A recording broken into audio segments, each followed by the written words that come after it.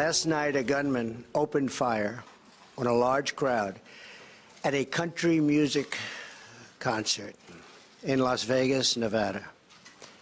He brutally murdered more than 50 people and wounded hundreds more. It was an act of pure evil. That was the president addressing the nation this morning and calling for unity and peace after the Las Vegas shooting. Both the White House and Congress observed moments of silence in honor of the victims of the shooting. President Trump will visit Las Vegas on Wednesday, where he will meet with law enforcement, first responders, and the families of victims. Here's the White House press secretary on whether the shooting will have any impact on the president's position on gun control. This is an unspeakable tragedy. Today is a day for consoling the survivors and mourning those we lost. Our thoughts and prayers are certainly with all of those individuals. There's a time and place for a political debate, but now is the time to unite as a country. There's currently an open and ongoing law enforcement investigation. A motive is yet to be determined, and it would be premature for us to discuss policy when we don't fully know all the facts or what took place last night.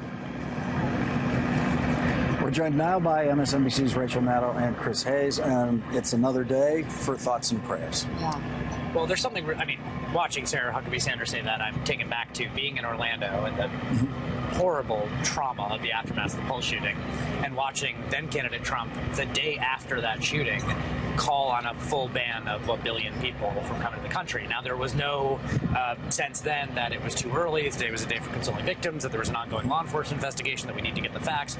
All of the and some of those, to be clear, are totally reasonable things to say, particularly about the fact there's an ongoing law enforcement. Yes. You know, but that is a standard, I have to say, it's almost kind of maddening actually to watch that, because that is a standard that is extremely unevenly applied by this White House, which has jumped out to call things like the Egypt air flight terrorism that turned out not to be, that has run with the first reports of all sorts of things when they thought they could put points on the board politically, and it's a very different Sarah Huckabee Sanders. So you're saying they're happy to acknowledge that there are appropriate policy responses to mass shootings and massacres, except when... Right, when it didn't fit, right, it doesn't fit into the sort of box that they have. And we've seen it time and time again, and it's actually been a really, to me, unnerving tendency of the president to tweet about things happening that appear to be acts by, say, ISIS or jihadis of some sort, minutes into it, an hour into it, while people are figuring out what exactly happened. Yeah.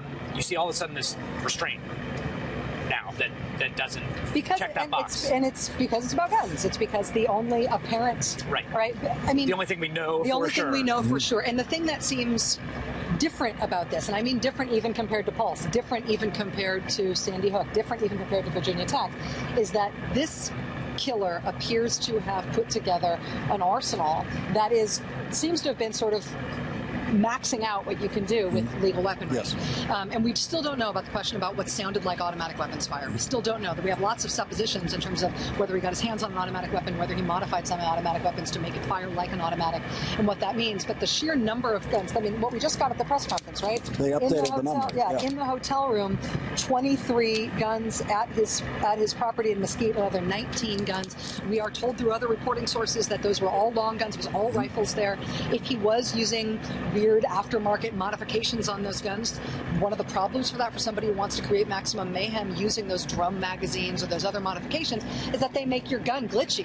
Well, you can solve that if you can have 20 of them, because then as soon as one misfires, you grab another. As soon as one misfires, you grab another. That makes the financial aspect here very interesting. It makes the technological aspect here very interesting in terms of what kinds of weapons he had access to, and it makes the policy question very, very clearly guns, even before we know about his motivation or any connections he had to anybody else. And we, as a country, have decided we can't talk about guns, at least at the federal level. And so it leaves us mute in terms of whether or not we can have a practical discussion. Well, and politically now, the other thing that Republicans anyway in Congress don't want to talk about is silencers. They were moving legislatively, possibly as early as next week, toward deregulating silencers, which would have made this even worse, because we just heard Buzz Brainerd telling us they didn't think it was gunshots at first. It took them a long time to realize it was gunshots. If there had been any kind of silencing capacity on this, would they? What would it have taken? Yeah. They would have to see the bodies be falling before they'd have any sense of it at all. But the Republicans apparently are pulling down that effort to deregulate silencers. So that's some movement. There's been a lot of disinformation, not just misinformation, but disinformation about that today. We ended up, when the NRA started saying stuff about how silencers wouldn't have made any difference here in terms of being able to find the shooter and all this stuff, we ended up calling gun ranges and people who deal with, the kind of exotic weapons that you can pay money to shoot around here. We just called people locally and talked to them about that. And everybody told us, oh yeah, you can put silencers in that kind of a weapon. It would have made a huge difference. Why you would need silencers in this country instead of just earplugs to protect your hearing, it remains something that hasn't been subject to rational debate. Chris. And there's also just, Rachel and I have been talking about this, there's just an inscrutability in this. I mean, the mental categories that we've erected that we have now come to apply to events like this, which happen with a frequency in the United States that happen nowhere else in the world, have certain boxes that we look for. So, the idea that it would be a terrorist attack from ISIS, the idea that this was someone who's mentally disturbed or who had red flags or had social media posts or some process of sort of rage-filled dissent that happened. We'll learn more, but there is, at one level, there's a sort of desire to understand the motivation to make the event make sense. At some level, there's like a just essential inscrutability about whatever the motivation will be to do. Standing here and looking at what this person did is so ghastly and so horrible and took such a combination of planning and malevolence without any apparent animating reason that it is, at least that we know of. Yeah. That at least at this point it feels like it flummoxes my capacity to conceptualize. Yeah. One of the people on that stage last night was Caleb Keeter, one of the musicians in one of the bands.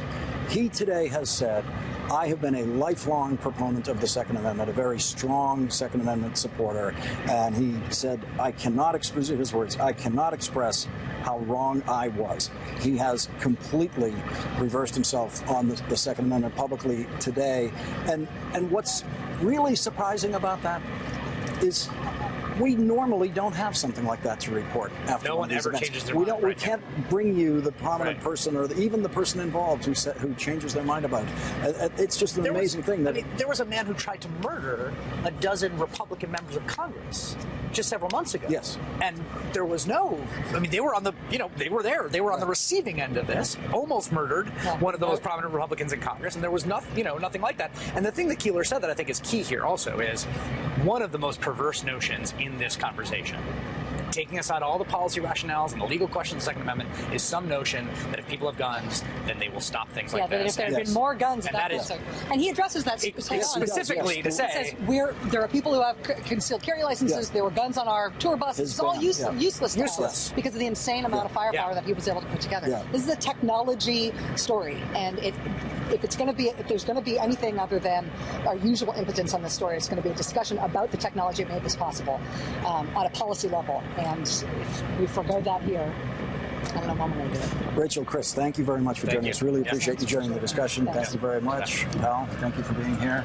Hey there, I'm Chris Hayes from MSNBC. Thanks for watching MSNBC on YouTube. If you want to keep up to date with the videos we're putting out, you can click subscribe just below me or click over on this list to see lots of other great videos.